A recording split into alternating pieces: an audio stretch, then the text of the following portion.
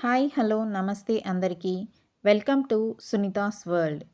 ఈరోజు కథ మీకోసం. ఈ కథని చివరి వరకు వినండి. నచ్చితే లైక్ చేయండి, సబ్స్క్రైబ్ చేసుకోండి. మొదటి రాత్రి అమ్మాయి వాళ్ళ ఇంట్లో జరగడం సాంప్రదాయం. కానీ రమణారెడ్డి అలాంటి పట్టింపులేమీ లేవని, తమ ఇంటికాడనే అన్నీ జరుపుకుంటామని చెప్పి ఆ రోజే సుశీలతో తన ఇంట్లో అడుగుపెట్టాడు. రమణారెడ్డి అక్క చెల్లెళ్ళు దంపతులిద్దరికీ హారతిచ్చి ఇంట్లోకి పిలిపించుకున్నారు. సుశీలని అలంకరించేటప్పుడు ఆడపడుచులు మీ ఇంటిలో కదా చేసుకోవాలి, ఎందుకు చేసుకోవడం లేదు అని అడిగారు. అది మీ అన్నదమ్ముని అడగండి అంటూ పౌరుషంగా జవాబిచ్చింది సుశీల. వాళ్ళు మూతులు తిప్పుకొని వదిలేశారు. గదిలో అడుగు పెట్టగానే రమణారెడ్డి తలుపులు గడియ పెడుతూ సుశీల వైపు రాబోయాడు. సుశీల గబుక్కున మంచంపై నుండి లేచి కోపంగా అతని వైపు చూస్తూ, ఆ కాలంలో ఆడపిల్లలకు ఉండే సహజ బిడియం లాంటివేమీ పాటించక పందిరి మంచానికి వేలాడదీసిన మల్లెపూలను లాగి తెంపుతూ, నీ ముఖానికి నేనవసరమా అంది. సుశీల గొంతుని రమణారెడ్డి వినడం అదే మొదటిసారి. మధురమైన గొంతు అనుకున్నాడు. నా తండ్రి అంత వయసుంది నీకు. నీ వయసులో సగం కంటే తక్కువ ఉన్న నన్ను చేసుకోవడం నీకు అవసరమా? మళ్ళీ ప్రశ్నించింది. సుశీల తిట్లు రెడ్డికి పూల వర్షంలా ఉంది. సుప్రభాతంలా అనిపించింది. ఏం పట్టించుకోలేదు. తననే చూస్తున్నాడు. ఆ కాలంలో పెళ్ళిళ్ళు చిన్న వయసులోనే అయ్యేవి. మొదటి రాత్రులు, తరువాతి రాత్రులు కూడా కొంతకాలం వరకు ఇలాగే గడుస్తాయని అతడికి తెలుసు. కానీ సుశీల అలా కాదు. ఆ కాలం నాటికి ఆమె వయస్సు పెద్దదనే చెప్పాలి. బుద్ధి తెలిసిన తర్వాతే పెళ్లి చేసుకుంది. తను అందరిలా తెలిసి తెలియక మాట్లాడడం లేదు. బాధతో తనకు జరిగిన అన్యాయాన్ని తండ్రి దగ్గర ఎదిరించలేక ఇక్కడ ముఖాముఖి ఎదిరిస్తోంది. రమణారెడ్డి పెళ్లి చేసుకుంటానని అనకపోతే తను చదువుకుంటూ ఉండేది. ఆ ఉక్రోషం తట్టుకోలేక ఎప్పుడెప్పుడు రమణారెడ్డి ఒంటరిగా దొరుకుతాడా అని చూస్తోంది. తనకు తెలుసు తన జీవితం కూడా అందరిలా బలైపోతుందని. అయినా తేలికగా వదలదలుచుకోలేదు. థర్డ్ ఫామ్ చదివిన వాడికి మెట్రిక్ చదివిన నేను కావాలా? రెచ్చిపోతూ మళ్ళీ అనింది. ప్రేమతో కళ్ళు మూసుకుపోయిన రమణారెడ్డికి సుశీల వాదనలో వాస్తవం కనిపించలేదు. అతను తన వైపే ఆలోచించుకుంటూ ఉండాడు. ప్రేమకు వయసుతో, కులంతో, ధనంతో సంబంధం లేదు. అసలు నాకు పెళ్లి చేసుకునే ఉద్దేశమే లేదు. అలాంటిది నిన్ను చూడగానే నా మనసు మారింది. మరో ఆలోచన లేకుండా మీ నాన్నను కలిశాను. ఆలస్యం చేయడం నాకిష్టం లేదు స్థితప్రజ్ఞుడులా అన్నాడు. అవునులే, ఆలస్యం చేస్తే పళ్ళు ఊడిపోవు వెటకారంగా అంది సుశీల. నా వయసు ఏమిటో నువ్వు చూస్తావుగా కొంటెగా నవ్వుతూ సుశీలను సమీపించాడు. సుశీల వెనుకకు అడుగులు వేస్తూ చేతికి అందిన పూలని, తీపి పదార్థాలని రమణారెడ్డి వైపు విసురుతోంది. చివరగా పాల గ్లాస్ అందుకునేసరికి రమణారెడ్డి వేగంగా సుశీల వైపు వచ్చి పాల గ్లాసు పట్టుకున్న ఆ చేతుల్ని గట్టిగా పట్టుకొని తల వంచి పాలు తాగేశాడు. ఉక్రోషం తట్టుకోలేని సుశీల పాల గ్లాసు వదిలి చేతులతో అతనిని దొరికిన చోటల్లా కొట్టసాగింది. రమణారెడ్డి దాన్ని ఓ ఆటలా తీసుకున్నాడు. అలసిపోయిన సుశీల నిస్సహాయ స్థితిలో లొంగిపోయింది. మెలకువ వచ్చేసరికి బాగా పొద్దెక్కింది. గబగబా లేచి దుస్తులు సర్దుకుంటూ రాత్రి జరిగిన దానిని తలుచుకొని కళ్ళనీళ్లు పెట్టుకుంటూ చాలాసేపు గదిలోనే ఉండిపోయింది. గదిలోకైతే ఎవరూ రాలేదు. దీనంగా దిగులుగా మంచంపై కూర్చుంది. కొంతసేపటి తర్వాత కడుపులో ఆకలి మెరమెరలాడింది. తన ఇల్లు కాదు, ఏం చేయాలో తెలియలేదు. రాత్రి విసిరికొట్టిన తీపి పదార్థాలన్నీ ఏరి తట్టలో పెట్టి ఉంది. మరి అది ఎవరు చేశారో? ఒకవేళ తను నిద్రపోతుండగా ఎవరైనా లోపలకు వచ్చారా? బాబోయ్, తను ఏ స్థితిలో ఉండిందో అప్పుడు! చీచి తలుచుకొని విసుగ్గా కూర్చుంది. అంతలో బయట మాటలు వినిపించాయి. అది రమణారెడ్డి గొంతు. ఇంతవరకు నిద్రపోతుందా? మరి తిండి సంగతేమిటి? బుద్ధుందా మీకు? అరుస్తున్నాడు. నువ్వేగా తీయవద్దని చెప్పింది మెల్లగా అంటోంది ఓ ఆడగొంతు. ఇంత ఆలస్యమైతే కాస్త లేపొద్దు గద్దిస్తున్నట్లు అడుగుతున్నాడు రమణారెడ్డి. అంటూనే తలుపులు తీశాడు. సుశీల మేలుకొని ఉండడం చూసి ఆకలిగా ఉందా ముందు తింటావా, స్నానం చేస్తావా అని అడిగాడు. జవాబివ్వక మొహం తిప్పుకుంది. ప్రస్తుతం తినేసి స్నానం చేయి, రాత్రికి పోట్లాడుకుందాం. అదేదో పెద్ద జోక్ అన్నట్లుగా గలగలా నవ్వాడు. అతని నవ్వు చూస్తుంటే తను ఏమీ సాధించలేకపోయింది అనిపించి ఏడుపొచ్చింది. మోకాళ్ళ సందుల్లో తలదాచుకుని వెక్కి వెక్కి ఏడ్చింది.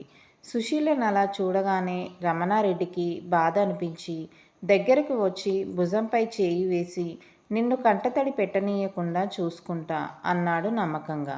ఎన్నాళ్ళు చూసుకుంటావు? నేను వయసులోకి వచ్చేసరికి నువ్వు ఉంటావో పోతావో అంది కళ్ళనీళ్లు తుడుచుకుంటూ. ఆ మాటకు రమణారెడ్డి సుశీలని 2 చేతులతో పొదివి పట్టుకొని, నేను నిన్ను వదలను అన్నాడు కళ్ళలోకే చూస్తూ. సుశీలకు అన్నం వడ్డిస్తూ, వయసులో నీకంటే చాలా పెద్దవాడు, చదువుకున్న దానివి, ఎలా చేసుకున్నావు అడిగింది ఆడపడుచు. చేసుకున్న మీ అన్నను అడుగు, కోపంగా తినకుండా చేతిని కడిగేస్తూ అంది సుశీల. అని లేచి ఎక్కడికి వెళ్ళాలో తెలియక గదిలోకి వెళ్ళిపోయింది. తను ఉంటే సరిగ్గా అన్నం తినేదేమోనని వంటగదిలో కాక మధ్య గదిలో కూర్చున్న రమణారెడ్డికి ఈ సంభాషణ వినిపించి కోపంగా, చెల్లెల్ని నీకు బుద్ధి లేదు ఆ ప్రశ్న వేయడానికి, నీ మొగుడు కంటే నేను బాగా చూసుకోగలను అని గదిలోపలికి వచ్చాడు. సుశీల కోపంగా ఎటోకు చూస్తూ కూర్చుని ఉంది. రమణారెడ్డి చెల్లెళ్లతో ఏమన్నాడో వినపడింది సుశీలకి. సుశీలకు చేరువలోకొచ్చి నిలబడ్డాడు. మళ్ళీ ఏం జరుగుతుందోనని గబుక్కున మంచం దిగిలేచి నిలబడింది. సుశీల 2 భుజములపై చెయ్యి వేసి కళ్ళలోకి చూస్తూ ఓ నవ్వు నవ్వాడు. పెళ్ళయి 5 రోజులు గడిచింది. నిరాసక్తిగా గడిచిపోయింది సుశీలకి. త్వరగా రెడీ అవ్వు, మళ్ళీ వస్తాను అని వెళ్ళిన రమణారెడ్డి అన్నట్టుగానే వచ్చాడు. రా వెళ్దాం అన్నాడు సుశీల చెయ్యి పట్టుకుంటూ. దానికి పట్టుకోవడం ఎందుకు, వస్తానుగా చిరగ్గా అంది సుశీల. సుశీల మాటల్ని ఏం పట్టించుకోవడం లేదు రమణారెడ్డి. బయటకు రాగానే ఇంటి ముందు ఎద్దుల బండి ఉంది. ఎక్కడికి అర్థం కాకపోయినా నిర్లిప్తంగా ఎక్కి కూర్చుంది. రమణారెడ్డి కూడా ఎక్కి పక్కన కూర్చుంటూ సుశీల ఇంటి నుంచి తెచ్చిన పుస్తకాల సంచిని చేతికిచ్చాడు. సుశీల ఆశ్చర్యంగా వాటికేసి చూసింది. పెళ్ళైనంత మాత్రాన చదువు నిలిపేయాలని ఉందా? ప్రశ్నించాడు. రమణారెడ్డిని చూసిన తర్వాత కలిగిన మొదటి ఆనందం సుశీలకది. కళ్ళలో మెరుపులు వచ్చాయి. నిజమా అన్నట్టు చూసింది. అవును. సుశీల కళ్ళలోని ఆనందం చూస్తుంటే రమణారెడ్డికి మరింత చేయాలనిపించింది. సంవత్సరం తిరిగినా పిల్లలు పుట్టలేదని చాటుగా, చిన్నగా సుశీలకు వినిపించేలా వయసు పైబడిన వాళ్ళని చేసుకుంటే పిల్లలు ఎలా పుడతారు అన్నారు అమ్మలక్కలు. సుశీల ఈ మాటలకు నొచ్చుకున్నా రమణారెడ్డికి తెలపలేదు.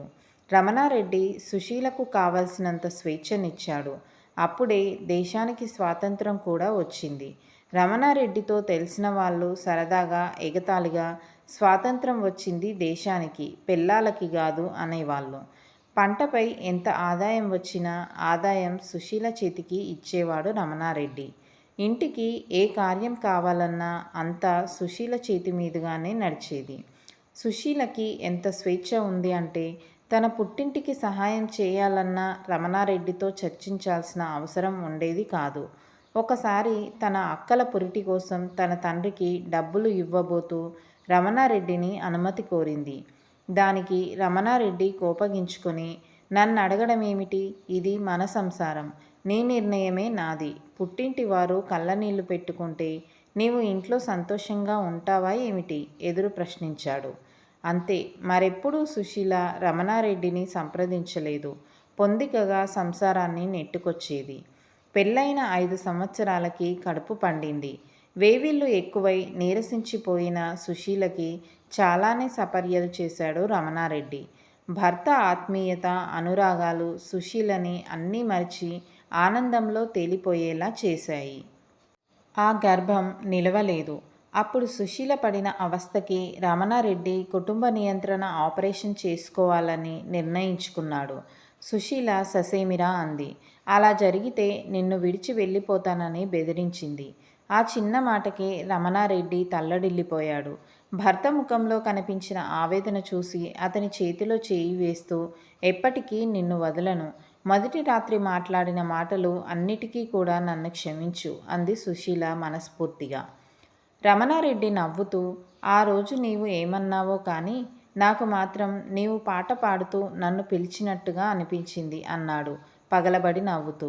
చీపో సిగ్గుపడుతూ అంది సుశీల. సుశీల పట్టుదలగా జాగ్రత్తలు తీసుకుంటూ 3 పిల్లల్ని కన్నది. రమణారెడ్డి కూతురికి 15 సంవత్సరాలు దాటగానే పెళ్లి చేసేశాడు. కూతురు పెళ్లి నాటికి సుశీలకి 38 సంవత్సరాలు. కానీ బాగా లావెక్కి ఈడులో రమణారెడ్డికి సమవయస్కురాలుగా సరిపోయింది. ఇప్పుడు ఆ జంటను చూస్తే ఎవరూ కూడా సుశీల చిన్నది అనుకోరు. మరో 4 ఏళ్లు గడిచేసరికి కొడుకులిద్దరికీ కూడా పెళ్ళిళ్ళు చేసేశాడు. కొడుకులిద్దరూ గవర్నమెంట్ జాబ్ చేస్తున్నారు. దిగుల్లేదు. ఆస్తిని 4 వాటాలు చేసి పిల్లలు 3 పేరున, మరో వాటా సుశీల పేరున రిజిస్టర్ చేయించేశాడు. అలా చేసినందుకు సుశీల బాగా పోట్లాడింది. అందులోని ఉద్దేశం ఏమిటి అని కొట్లాడింది. నువ్వు నాకంటే పెద్దవాడివి అనేగా నా జాగ్రత్త కోసం ఇలా చేశావు. నీవు లేకుండా నేను ఉండలేను అని ఏడ్చింది. చీచి, అలాంటి ఉద్దేశమే కాదు. నీ పేరునుంటే నా పేరునున్నట్టు కాదా? ఓదారుస్తూ అడిగాడు. ఆస్తిని కూతురికి కూడా సమంగా పంచేసినప్పుడే నిన్ను ప్రశ్నించే అర్హత నాకు లేదని తెలుసు. నీ ఔన్నత్యాన్ని నేను మొదటి నుండి చూస్తూనే ఉన్నా.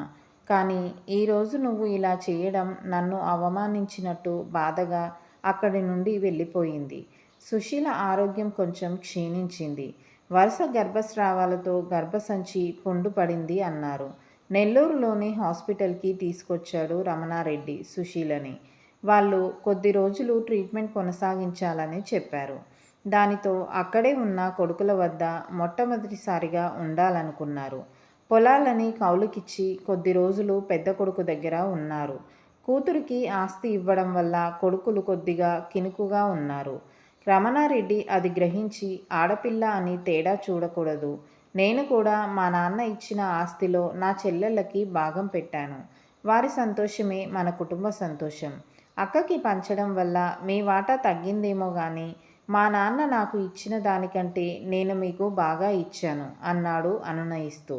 అది బుర్రకెక్కని పెద్ద కొడుకు తల్లిదండ్రులను తేడాగా చూశాడు. ఇది గ్రహించిన సుశీల తన కంటి ముందే తన భర్తను పిల్లలు సరిగ్గా చూడకపోవడం సహించలేక అక్కడి నుండి బయలుదేరేసింది. తల్లిదండ్రులు వెళ్ళేటప్పుడు ఉండమని మాట వరుసకైనా పెద్ద కొడుకు అనలేదు. అది దంపతులిద్దరినీ బాధించింది. వేరుగా ఉందాము అంది సుశీల. ఓసారి చిన్న కొడుకును చూద్దాం అన్నాడు రమణారెడ్డి. అది చూద్దాం మనసులో అనుకుంది సుశీల. అక్కడికి వెళ్ళారు. మన పిచ్చి కానీ ఒకే ఊరిలో మనము అన్న దగ్గర ఉన్నాము అని తెలిసినా వాడు వచ్చి చూడలేదు. అప్పుడే వాడి మనసు గ్రహించి ఉండాలి అన్నాడు రమణారెడ్డి భార్యతో. సుశీల ఏం మాట్లాడలేదు. రమణారెడ్డికి కొడుకుల తీరు మనస్తాపం కలిగించింది. కానీ భార్య దగ్గర ఏమీ వ్యక్తం చేయలేదు. సుశీల ఏం మాట్లాడలేదు. తన మనసులో బాగా దిగులు పడిందని రమణారెడ్డి గ్రహించలేకపోయాడు. ఇక పల్లెలో ఏం చేస్తామని రమణారెడ్డి కాపురం నెల్లూరులో పెట్టాడు. సుశీలకు పల్లె నుండి రావడం ఏమాత్రం ఇష్టం లేదు. కానీ ఆరోగ్యరీత్యా పదే పదే తిరగడం కష్టమని టౌన్కి వచ్చింది. శారీరక అనారోగ్యం కన్నా మానసిక దిగులు ఆమెను బాగా కుంగదీసింది. డాక్టర్ అదే విషయం చెప్పినప్పుడు సరే కూతుర్ని పిలిపించనా అని అడిగాడు రమణారెడ్డి. 24 ఏళ్ళు పెరిగిన కొడుకులకు మనం అక్కర్లేనప్పుడు 15 సంవత్సరాలు పెరిగిన కూతురికి మనం అవసరం అవుతామా? మీ పిచ్చిగాని అంది సుశీల. రమణారెడ్డి తప్పు చేశాను అనుకున్నాడు. ఆస్తి పంచకపోయి ఉండుంటే ఆస్తి కోసం వాళ్ళు తప్పకుండా తమకు విధేయతగా ఉండేవాళ్ళు. అదే విషయం సుశీలతో అన్నాడు. సుశీల ఓ వెర్రి నవ్వు నవ్వి, ముసుగేసుకున్న మనుషుల మధ్య నివసించడం ప్రమాదం అంది. అది నిజమేననిపించింది రమణారెడ్డికి. సరే కానివ్వు, మనం కొత్త జీవితం మొదలు పెడదాం. మొదటి నుండి మనం ఇద్దరమే కదా ధీమాగా అన్నాడు. సుశీల చేత మొదటి నుండి కూడా రమణారెడ్డి ఏ పని చేయించలేదు. అయితే సుశీల ఒప్పుకోక ఇద్దరం కలిసి చేద్దాం అనేది. త్వరగా పనులు చేసుకుని పొలం వైపు వెళ్తుంటే చూసిన వాళ్ళంతా స్వాతంత్రం వచ్చింది దేశానికా, సుశీలక అనేవాళ్ళు. రమణారెడ్డి అన్నీ మర్చిపోయి సుశీలతో దేవాలయంకో లేదా అలా ఊర్లోనే ఏదో ఒక స్థలానికి తీసుకెళ్ళి కాలక్షేపం చేసేవాడు సాయంత్రాలు. అలా ఒకరోజు ఉన్నట్టుండి సుశీల లేవలేకపోయింది. ఎందుకో అర్థం కాలేదు. ఏంటో పైకి లేవలేకపోతున్నాను అని భర్తతో చెప్పింది. వెంటనే రిక్షాను పిలుచుకొని వచ్చి భార్యను 2 చేతులతో చిన్న పిల్లలా ఎత్తుకొని తీసుకువస్తూ, "మొదటి రాత్రి ఏమన్నావ్?" అన్నాడు కొంటెగా సరదాగా. సుశీల వెంటనే పట్టుమని చెంపపై వేసింది కుడి చేత్తో. "అబ్బా" అంటూ, "ఎందుకు కొట్టావ్?" అన్నాడు ఆగి. "ఇది సందర్భమా?" అంది కళ్ళనీళ్లు పెట్టుకుంటూ. "అరే తమాషాకి అన్నాను" రిక్షాలో కూర్చోబెడుతూ తనని నొప్పించానేమోనని బాధపడుతూ సుశీల నవ్వేసింది. కానీ అదే చివరి నవ్వు అని రమణారెడ్డి అనుకోలేదు. సుశీల మరణంతో రమణారెడ్డి జీవితం చిన్నాభిన్నమైంది. ఊహించని అఘాతంలోకి పడిపోయాడు. తల్లి మరణానికి వచ్చిన కొడుకులిద్దరినీ కూడా క్షమించలేకపోయాడు. ఎంతో అపురూపంగా చూసుకుని చివరి రోజు సుశీలతో తను అన్న మాటని తలుచుకుని ఏడవని రోజు ఉండదు రమణారెడ్డికి. సుశీల పటం ముందు కూర్చుని చెప్పుకుంటూనే ఉంటాడు. "వయసులో నాకంటే చిన్నదానినన్నావ్, నేను ఉంటానో పోతానో అన్నావ్, నీకోసం నేను నిలబడ్డాను. మరి నువ్వేం చేశావ్? నా గుండెల్లో గుణపాన్ని దింపావు కదా" అని. "నువ్వు నాకు ఇంత ద్రోహం చేస్తావనుకోలేదు సుశీల" అని కొన్ని ఏండ్లుగా రమణారెడ్డి ఏడుస్తూనే ఉన్నాడు. కొడుకులిద్దరినీ దగ్గరికి రానివ్వకపోయినా పశ్చాత్తాపం పడిన కొడుకులు తమ పిల్లల్ని తండ్రి దగ్గరికి పంపుతూ ఉంటారు. వాళ్ళల్లో ఒకతి అంతా సుశీలలాగే ఉంటుంది. ఇప్పుడు రమణారెడ్డి వయసు 97 సంవత్సరాలు. సుశీల చనిపోయి 25 సంవత్సరాలు దాటింది. సుశీల చేసిన పూజలో సుశీల కోసం నిలబడాలని అనుకున్న రమణారెడ్డి ధ్యేయము రమణారెడ్డిని నేటి వరకు ఆరోగ్యంగా నిలబెట్టింది. ఈ కథ నచ్చితే లైక్ చేయండి, షేర్ చేయండి. ఇలాంటి మరిన్ని ఇంట్రెస్టింగ్ కథల కోసం ఇప్పుడే మన ఛానల్ని సబ్స్క్రైబ్ చేసుకోండి. Thank you for listening.